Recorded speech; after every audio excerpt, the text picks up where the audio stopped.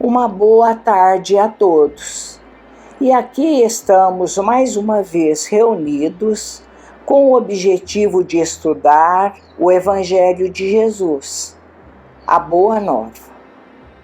Que possamos elevar os nossos pensamentos, mantendo-nos ligados aos amigos da espiritualidade maior, que se encontram conosco neste momento, trazendo-nos suas vibrações de luz, de paz e de amor. Que assim seja. O tema que escolhemos para hoje é do Evangelho segundo o Espiritismo, capítulo 18. Muitos chamados e poucos escolhidos. E os itens seriam de 3 a 5. A porta estreita. E vamos aos dizeres de Mateus, escritos no capítulo 7, versículos 13 e 14. Entrai pela porta estreita, porque a porta da perdição é larga, e o caminho que a ela conduz é espaçoso, e há muitos que por ela entram. Quanto a porta da vida é pequena, quanto o caminho que a ela conduz é estreito, e como há poucos que a encontram. E nós vemos em Lucas, no capítulo 13, versículo 23, alguém que faz uma pergunta a Jesus. Senhor, é verdade que são poucos os que se salvam? E diante desta pergunta, Cristo a responde com uma forte afirmação no versículo seguinte: fazei todo o esforço possível para entrar pela porta estreita, porque eu vos digo que muitos tentarão entrar e não conseguirão. A maneira predileta de Jesus ensinar era pelo uso de parábolas. Jesus usou cerca de 40 parábolas para ensinar ao povo de sua época. As parábolas são narrativas, alegorias que nos ensinam lições morais, verdades profundas. E para tais, usava exemplos do dia a dia. Essas portas estreitas ou largas simbolizam 2 caminhos dos quais podemos tomar. Uma porta, por exemplo, define uma maneira de sair de uma dificuldade. Também é um instrumento que nos proporciona uma transposição, um alcance a novos ambientes. Comparando com isso a nossa vida, que sabemos que ela está repleta de caminhos, que são as escolhas das portas, que sempre somos constrangidos por elas entrar ou sair. As nossas escolhas sempre dependerão de nosso livre arbítrio e com eles as noções de liberdade e, acima de tudo, responsabilidade.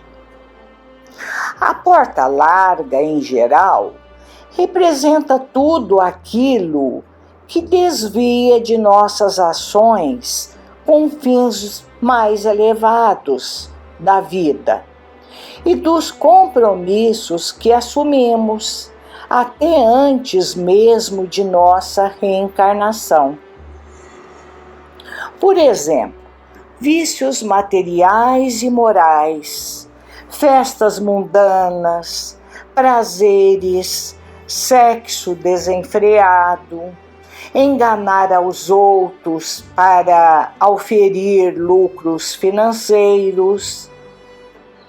E aí, exemplos não faltarão. A porta larga é a porta fácil, à primeira vista. Muitas vezes nos enganamos, nos deixamos seduzir por caminhos que são mais fáceis e rápidos. Vivemos num mundo de provas e expiações, onde predomina ainda o mal. Portanto, se questionarmos as pessoas que, entrando pela porta larga, certamente dirão que estão em busca da felicidade, do curtir a vida, de conquistar os bens materiais, conquistar relacionamentos prazerosos, questões que, avaliadas, veremos que são puramente passageiros e materiais. Quando Jesus diz: é estreita a porta da salvação, porque são necessários grandes esforços sobre si mesmo, quis ele dizer que o homem a que quer transportá-la é obrigado a vencer suas más tendências, coisas que poucos se resignam. Esta porta estreita refere-se às grandes dificuldades que encontramos no mundo para vencer as nossas más tendências, que residem dentro de nós mesmos. Esta é a porta que, à primeira vista, a ignoramos, justamente por oferecer muitas dificuldades. É interessante lembrar que, antes de reencarnarmos, pedimos aos bons espíritos para atravessarmos a porta estreita, a fim de aproveitarmos a oportunidade de evolução espiritual, pois a cada tropeço aprendemos uma lição a mais. Porém, somos criaturas em fase de aperfeiçoamento. Oscilamos entre a escolha de uma ou de outra porta. Às vezes conseguimos vencer nossos maus pendores, nossas tendências. Outras vezes acabamos por ceder e tomar o caminho da porta larga, que nos leva a mais imperfeições. Devemos entender que esse trabalho é uma constante em nossa vida, da qual visa escolher a porta pela qual queremos atravessar. A transposição a essa porta estreita não pode ser vista por nós como uma decisão dura, difícil, que exige muito sofrimento. Porém, deve ser vista como escolhas conscientes, renúncias. A resolução exige de nós coragem para a reflexão sobre os verdadeiros tesouros, que são imperecíveis, respeitando a opinião do outro. Os deveres que a vida impõe representam um programa de aprendizado e sublimação, traçado antes da reencarnação, como já mencionamos, o qual o espírito se propôs a cumprir. Em O Evangelho segundo o Espiritismo, Nesse capítulo referido, esclarece-se que a porta da salvação não é estreita para a humanidade em geral, mas apenas para uma sua parcela, situada pelo seu próprio estado evolutivo em um mundo de provas e expiações. Afinal, não faz mesmo sentido que um Deus amoroso estabeleça uma sistemática na qual a conquista da felicidade é extremamente difícil, a ponto de ensejar a perdição da maioria de suas criaturas.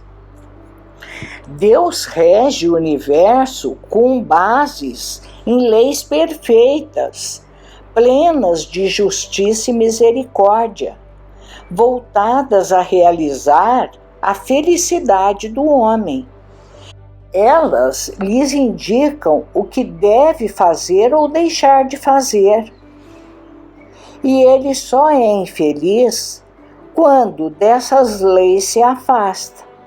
Ou seja, a felicidade deve constituir a regra e não a exceção. A espiritualidade superior é enfática ao afirmar que o homem, pelos seus esforços, pode vencer as suas más inclinações. Ela aduz que falta ao homem é a vontade de se reformar e ainda lamenta: ah, quão poucos dentre vós fazem esforços. Isso se encontra no Livro dos Espíritos, na questão 909. A disciplina em controlar as próprias tendências negativas exige algum esforço, mas é plenamente viável. Ela constitui o necessário para viabilizar a passagem pela porta estreita, de que fala o Evangelho. Trata-se de domar em si a ira, o orgulho, a inveja, o egoísmo, o ciúme, a gula, o desequilíbrio da sexualidade, dentre outros hábitos e sentimentos infelizes. Lembremos que Deus, em sua sabedoria e sua bondade infinita, situa o espírito encarnado em ambientes nos quais ele é naturalmente convidado à sublimação. Coloca-o em um contexto profissional, familiar e social em que precisa atender uma série de deveres. Se os atende, sacrificando para isso suas fantasias, seus caprichos e desejos, atravessa a porta estreita, a que lhe cabe naquela encarnação.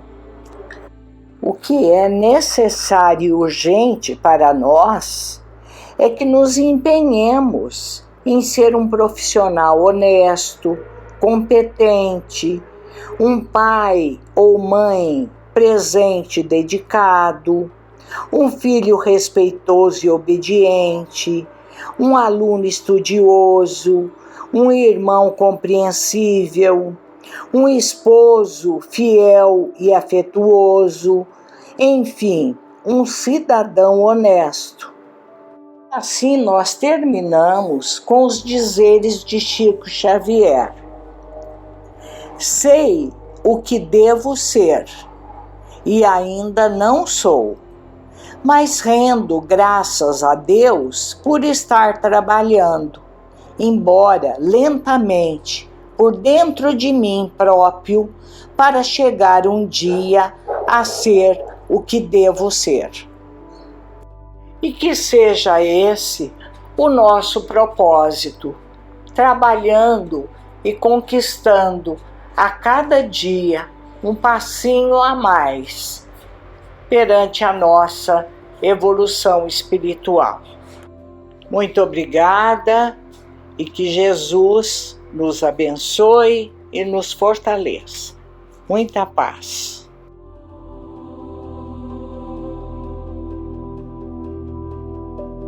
Boas tardes. Dando continuidade à nossa reunião de hoje, vamos tecer alguns comentários sobre a reencarnação. É claro que, como na nossa condição de encarnados, o que mais nos chama a atenção é justamente o desencarne. Como é que vai ser, o que vamos sentir, para onde vamos, como é que é esse contexto, E acabamos deixando de lado a reencarnação, Então, do Livro dos Espíritos, vamos ler apenas 2 perguntas, só para que a gente reflita sobre as consequências da reencarnação. Então, na pergunta 216, é a seguinte: em suas novas existências, o homem conserva traços do caráter moral de suas existências anteriores? Resposta: sim, isso pode acontecer, mas ao melhorar-se, ele se modifica. Sua posição social pode igualmente não ser a mesma. Se de senhor ele se torna escravo, suas inclinações serão diferentes e haveria dificuldade em reconhecê-lo. O espírito, sendo o mesmo nas diversas encarnações, suas manifestações podem ter, vez por outra, certas semelhanças, modificadas, entretanto, pelos hábitos de sua nova posição, até que algum aperfeiçoamento notável mude completamente o seu caráter, pois de orgulhoso e mau pode tornar-se humilde e humano, desde que se haja arrependido. Então, é quase que inútil tentarmos identificar por um comportamento, por características da personalidade, algum reencarnante conhecido, Porque as circunstâncias todas, via de regra, mudam e a personalidade, a forma com que ele se apresenta à sociedade, obviamente, também tem alteração. 217. Em suas diferentes encarnações, o homem conserva os traços do caráter físico de suas existências anteriores? E aí a resposta é mais contundente.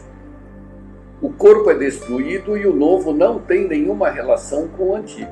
No entanto, o espírito se reflete no corpo. Embora apenas matéria, é modelado pelas qualidades do espírito que lhe imprimem um certo caráter, principalmente na fisionomia.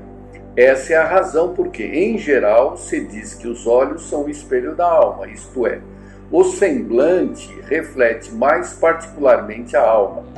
Existem pessoas esteticamente feias que, no entanto, têm alguma coisa que agrada quando refletem um espírito bom, sensato, humano, enquanto que há belas fisionomias que nada despertam, ou mesmo provocam repulsa.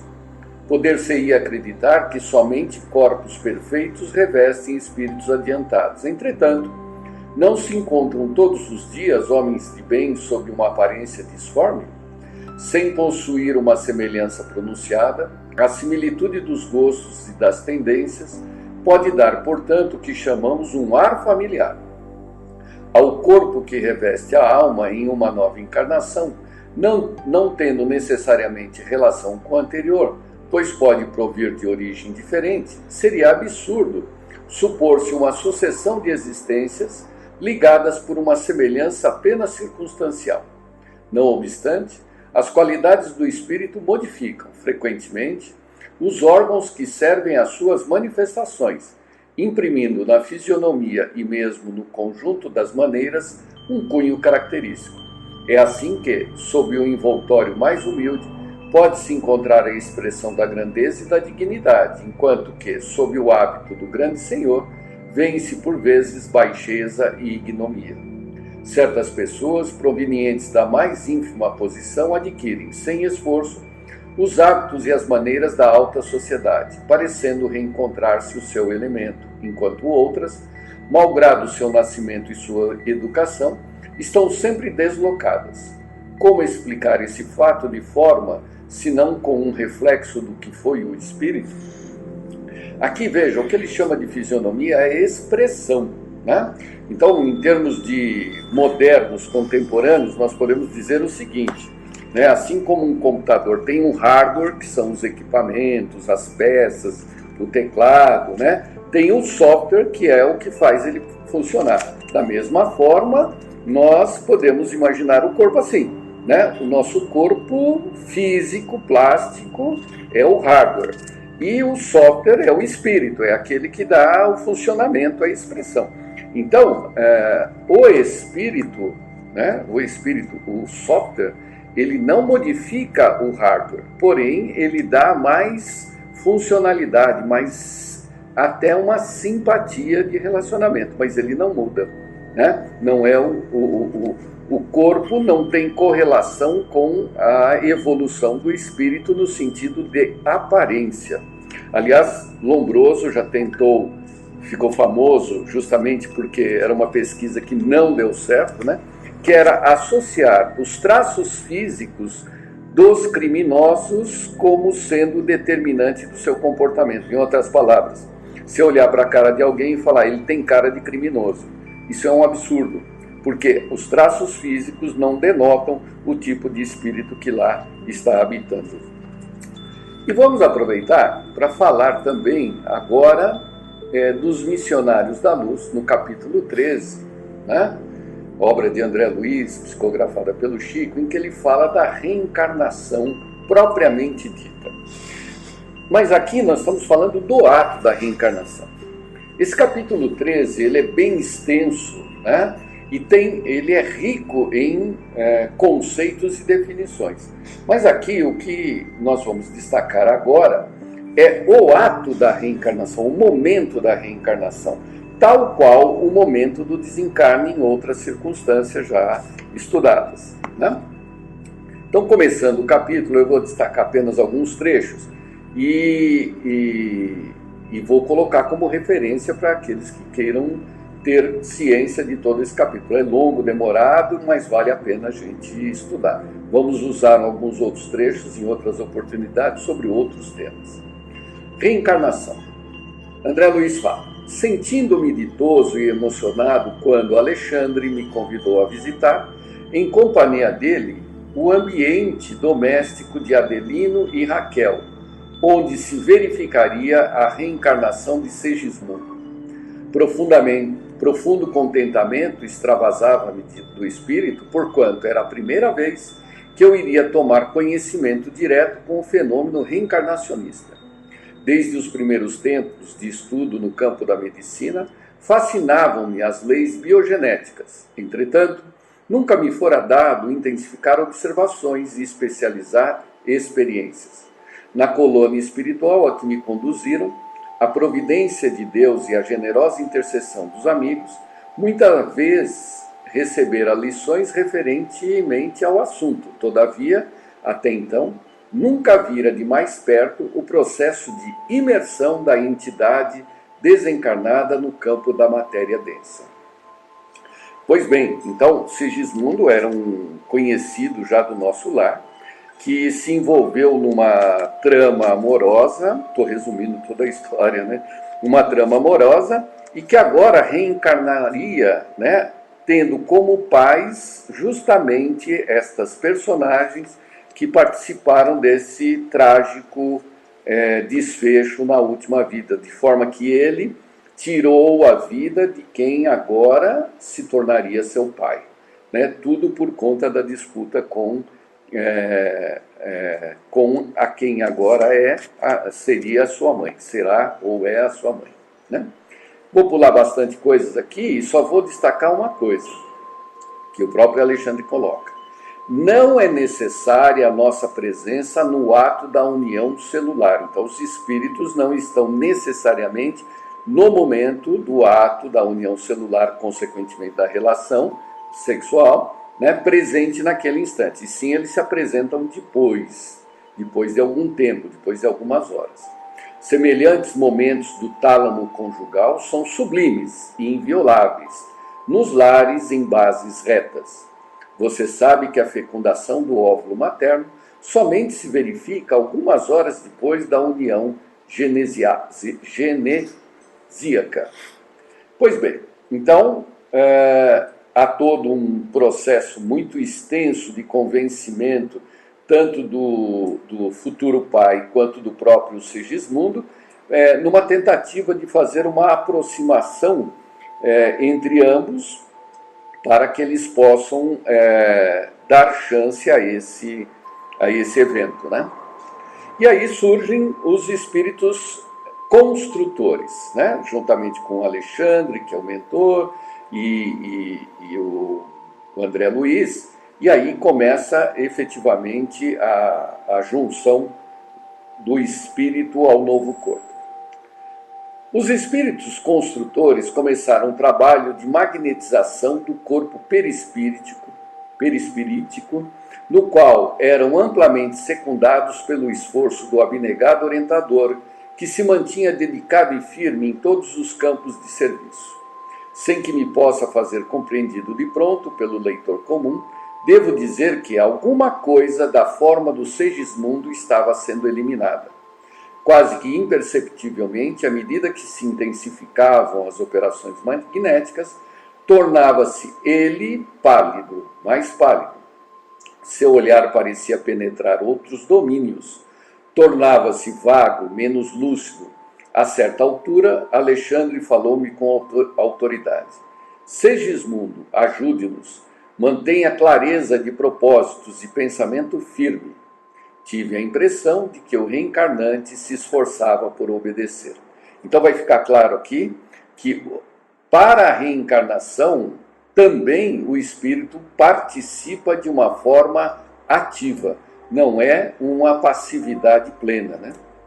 Agora, continuou o instrutor, sintonize conosco relativamente à forma pré-infantil. Mentalize sua volta ao refúgio maternal da carne terrestre. Lembre-se da organização fetal. Faça-se pequenino.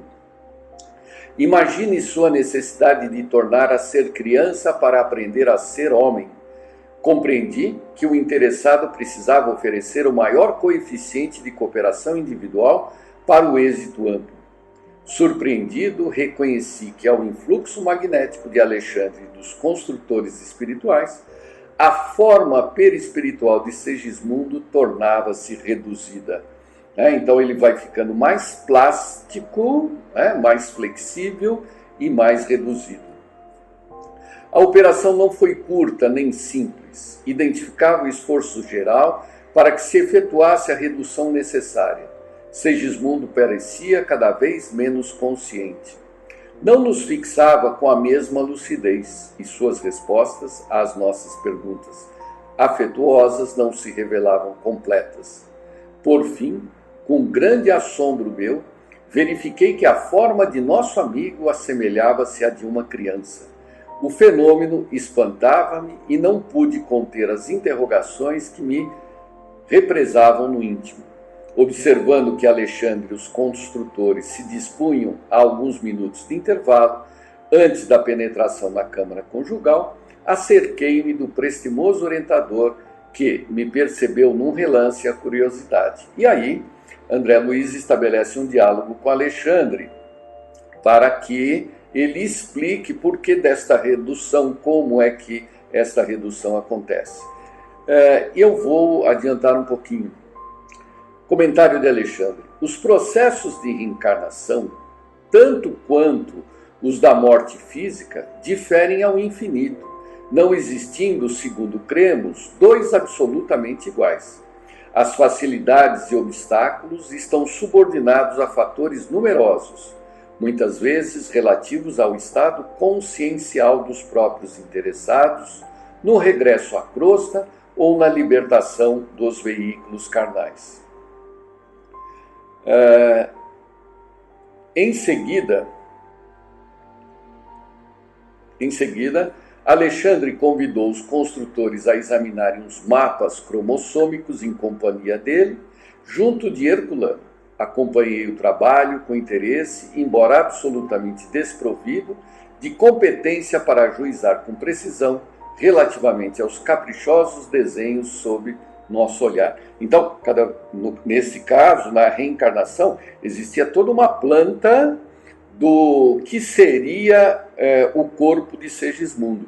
E esses construtores, eles intervêm na constituição, na composição das células para que aquele projeto seja efetivado, né?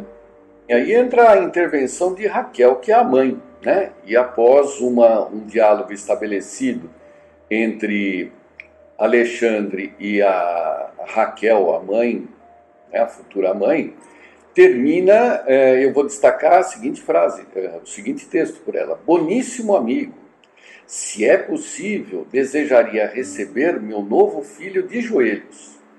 Alexandre aqueceu sorrindo e mantendo-se entre ela genuflexa e Adelino, que era o pai, que se conservava como nós outros de pé, extremamente comovidos, começamos a orar, estendendo as mãos generosas para o alto.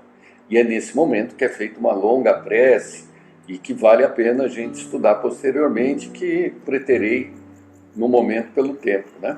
Foi então, ó divino mistério da criação infinita de Deus, que havia apertar a forma infantil de Segismundo de encontro ao coração, mas tão fortemente, tão amorosamente, que me pareceu uma sacerdotisa do poder da divindade suprema. Segismundo ligara-se a ela como a flor se une à haste. Então compreendi que desde aquele momento era a alma de sua alma, aquele que seria carne de sua carne. Muito bem, então, como eu comentei, né, vale a pena a leitura, porque o que nós estamos fazendo é apenas alguns comentários, né? Mas o que se destaca é o seguinte: então, vai reencarnar, o espírito ele é trabalhado e se trabalha para reduzir a própria forma, né?